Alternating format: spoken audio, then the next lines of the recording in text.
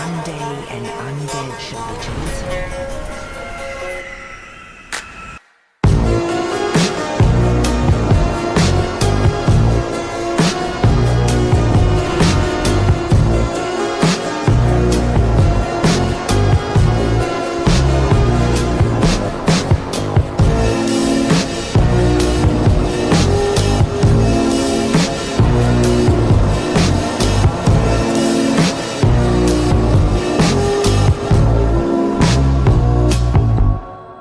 The opening cinematic for Dark Souls 1 starts with a world that is filled with gray, that's filled with giant trees and dragons. And the world stayed like that for a while, until one day fire was born. Now, for where the fire comes from, nobody knows. But things are for certain that the world itself has changed. But after the first flame was born, disparity came, and with life and death came heat and cold, and light and dark. A mixture of pleasure and a mixture of just life itself. Think of it like the Stone Age. The most important piece of human history comes depravity, war, and so many things, but also comes with life itself. There's nothing like the first flame. And with the first flame comes life. And four lords wanted this power of life: Nito, Azlith, Gwyn, and Pygmy. And soon they would all use their power to overthrow the dragons. Gwyn used this lightning, Azlith used her flames, and Nito used his power of plagues and disease to wipe out the dragon civilization with the help with Seath Scaleless, a dragon who betrayed his kind. The Age of Fire had begun at this point and would last thousands of years until today, where the first Dark Souls takes place. But the fire is fading and it needs to be rekindled in order to keep it lit, but doing so is not so easy. It requires a soul, but not like any soul. A soul of someone who's filled with life itself.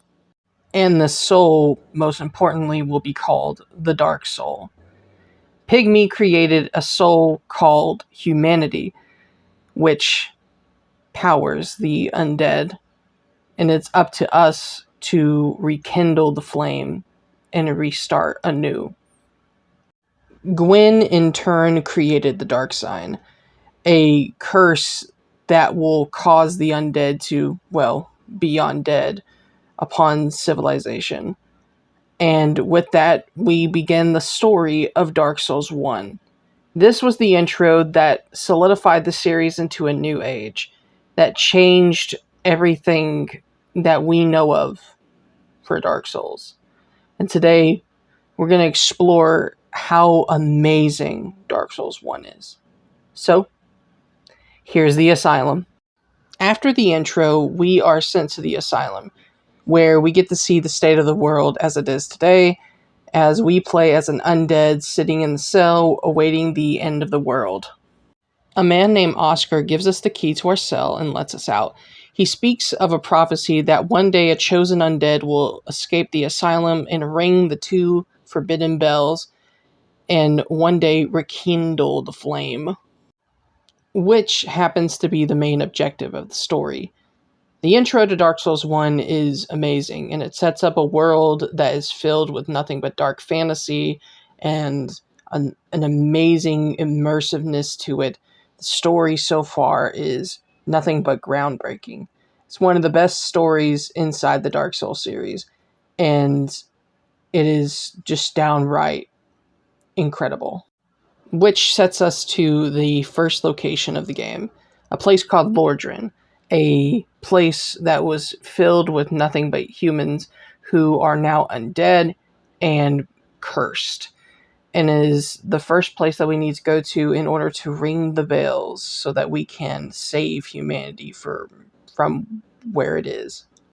Well, technically, the first area you're meant to go to is the Undead Burg, but one wrong step and you might accidentally be somewhere you're not supposed to be. See, out of all the Souls games, Dark Souls 1 is the best when it comes to a blind playthrough.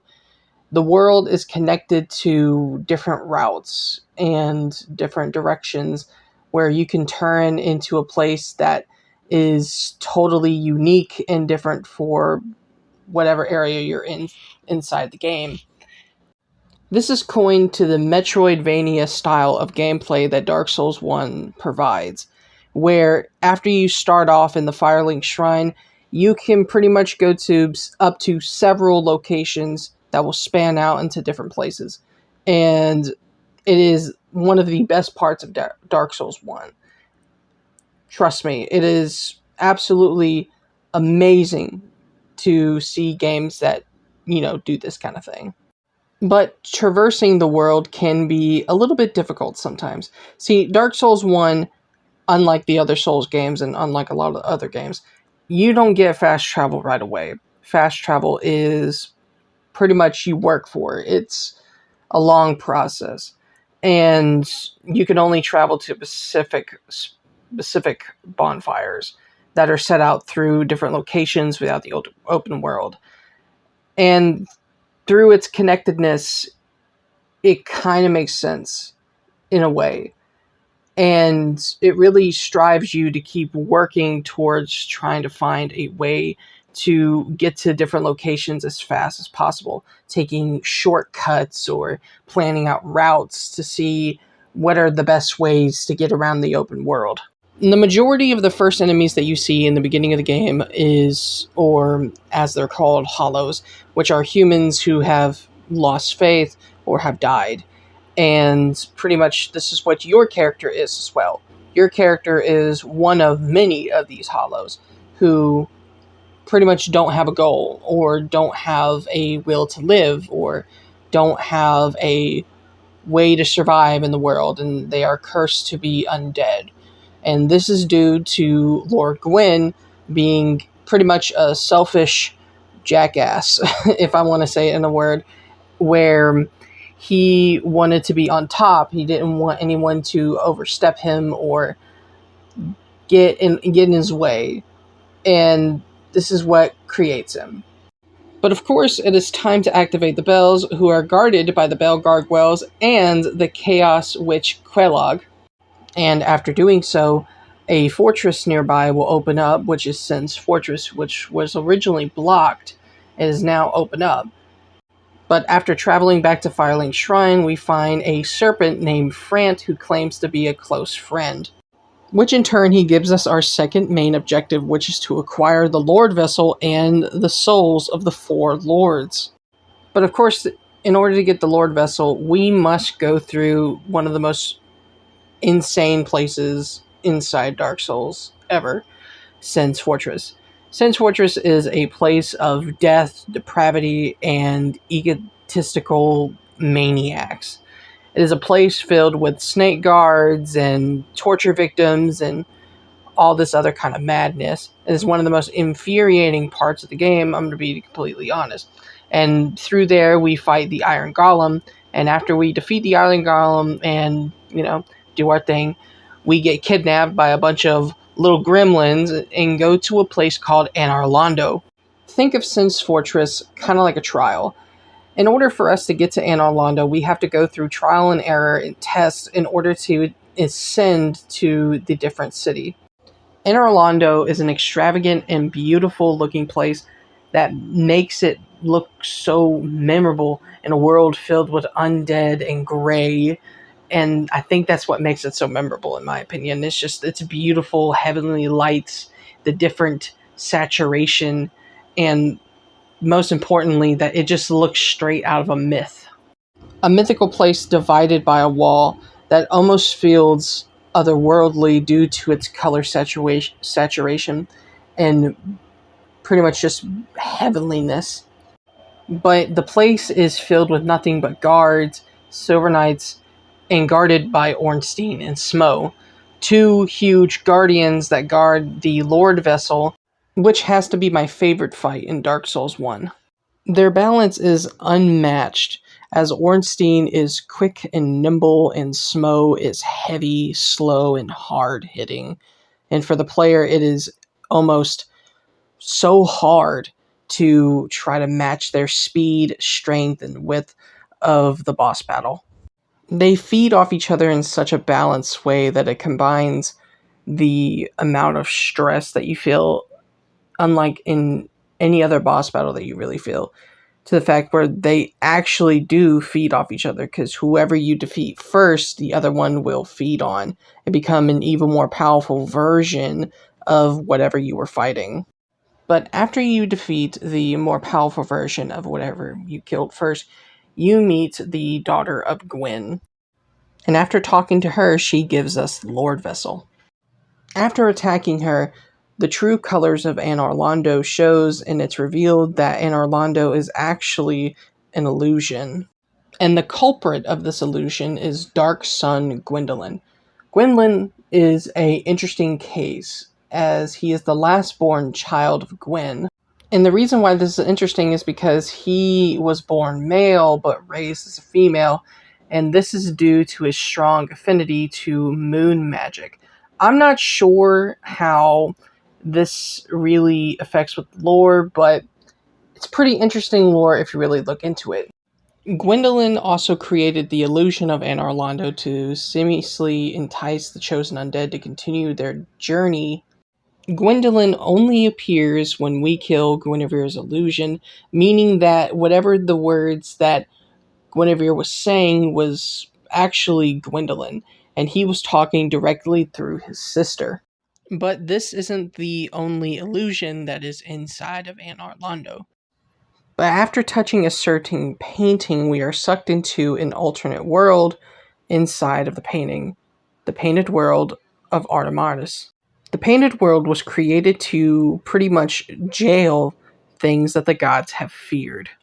And the person that guards this place in case anything gets out is Crossbreed Priscilla, a unique boss who is a half human, half dragon hybrid. But due to the way that she was born, she was thrown into the painted world not only to guard it, but as a sort of punishment for the way that she was born. But the reason is because of how powerful she is, and because of the fact that she was crossbred with a human and dragon. But of course, after we leave, we have to return to Firelake Shrine, which now our new objective is to acquire the 4 Lord Souls in order for us to get access to Gwyn's lair. And these souls belong to 4 individuals: Seath the Scaleless, the Witch of Izalith, Nito, and the 4 Kings. The game gets split off into paths, and the first one that we're going to discuss is the 4 Kings. The 4 Kings are, well, 4 kings who ruled over New Londo. After given fragments of Gwyn's soul, which is why we need to kill them, they succumb to madness by the darkness, and that's why the New Londo ruins looks like the way it is. Their madness also caused the citizens to either become blobs of mass or Darth Wraiths that pretty much patrol this area to protect it from the undead. The place is filled to the brim with bodies and filled with ghosts of its residents. Next stop is the Demon Ruins, which is access after defeating a previous boss, which is home to demons. The Asylum Demon, Tartarus, and Capra Demon are natural inhabitants of this very section of the game. In order for us to travel amongst this place, we have to clear the Lake of Lava, which is protected by a demon named Ceaseless Discharge, who doesn't want to fight us at first until we steal a set of clothing from him. See, all pyromancy comes from this place. It's a place of dark depravity and evil, but also at the same time, it's not. But after some exploring, we fight this pyromancer and begin to slide down this hill to the bed of chaos. This is the witch Izalith, one of the 4 most powerful people in the world, who is demoted to, well, a tree. This boss is a lot different than other bosses in Dark Souls, which this one is pretty much it's a platformer where you go after 2 pieces of heart or shields, pretty much as I like to call them, and then have to go to the middle in order to destroy the bed of chaos. It's self-explanatory. It's one of the most stupidest, hardest parts of the game, and it is a reason why a lot of people quit Dark Souls. So let's continue to the next one on our list. The next lord is Lord Nito. He is pretty much the lord of plague, disease, and undead. His boss battle being pretty challenging, as he summons waves on waves of skeletons to fight alongside him, while also causing, explosions and using spells to get rid of you quickly. But after defeating him, you will acquire the third soul. And of course, the final soul belongs to Seath Scaleless. And if you remember Seath Scaleless, he is the dragon who decided to work with the four lords to attack the dragons, and he betrayed his own kind. His reason being because of the fact that he is not immortal. Other dragons being born with these scales that hardly make it to where they can get hurt, but Seath, the other hand, was not born with these scales. We learn more about how he is and how he was when we get through the academy. And after getting the academy, Seath acquires the crystal that gives him immortality for a temporary time. And after years of studying and experimenting, he creates sorcery and is known as the godfather of sorcery in the Dark Souls universe. As we fill the Lord Vessel with the souls that we have acquired, we travel to a place that's filled with ash and decay, which this place holds Lord Gwyn. But of course, I'm not going to fight without my trusty, hand-picked favorite NPC, the Lord of Sunlight himself, Solaire of Astora. Solaire is easily the most well-known NPC in the entire Souls franchise, and his story is kind of like the entire mood of this game. But depending on what ending you're going for and how you play the game will determine Solaire's fate. Lord Gwyn's boss fight has to be hands down one of the most breathtaking boss fights I've seen in this game. An empty room filled with ash only to be brightened by a singular flaming sword, while a mass of a man hurls himself towards you in order to stop you from rekindling the last flame. Gwyn's demise is both pathetic and poetic at the same time. A man ruled by fear and insolence gets defeated by the very thing that he was trying to evade this entire time. Dark Souls as a series and as a title is something beautiful. It is one of the best games ever made in this entire planet. The series and the first game, most importantly, are filled with these somber, beautiful moments for its finales and its boss fights that show off what it really means to achieve something. And that goes for in real life as well. This game has such a great tool to make you feel so good about yourself, but at the same time, it also makes you feel crappy when you fail. But when you beat it, and you finally beat it, and you achieve it, and you finally win, it makes you feel so much better. And in the end, after you burn yourself in the Kindle, or if you go with the alternate ending, you finally beat Dark Souls 1. And if this is your first Souls game, congratulations. Welcome to the community. We're very happy to have you. Dark Souls itself is an incredible title. It's a game filled with memories and different moments that make it such an incredible game.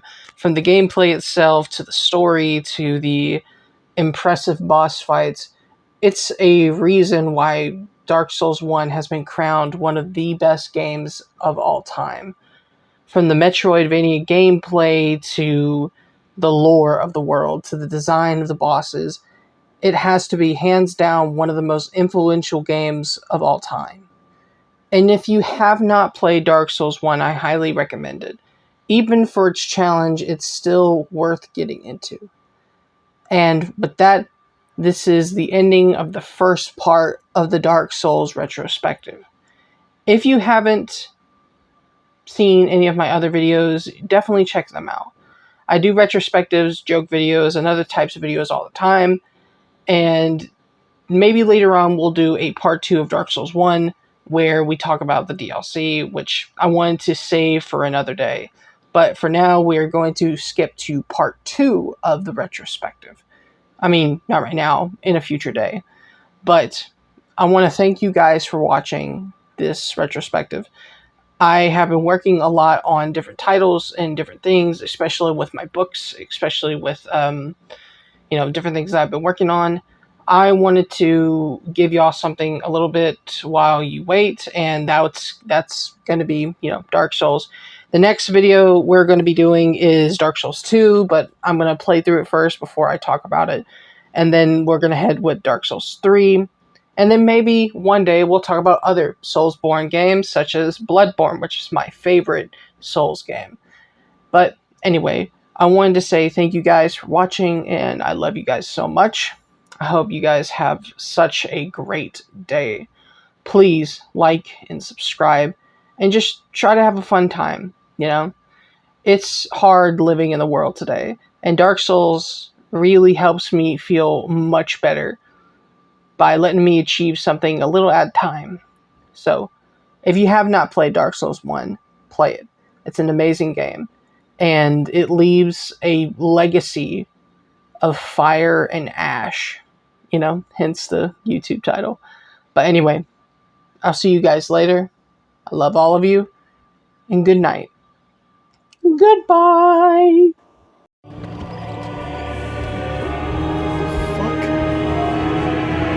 my god. What are they doing? What are you guys? You guys must actually be. Oh.